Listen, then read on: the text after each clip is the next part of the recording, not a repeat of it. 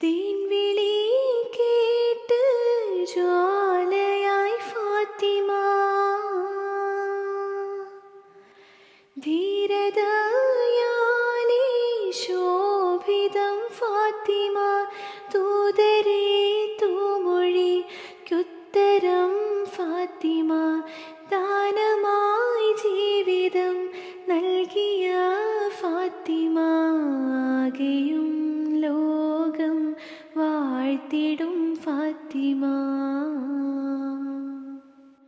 അഷ്റഫുൽ അംബിയ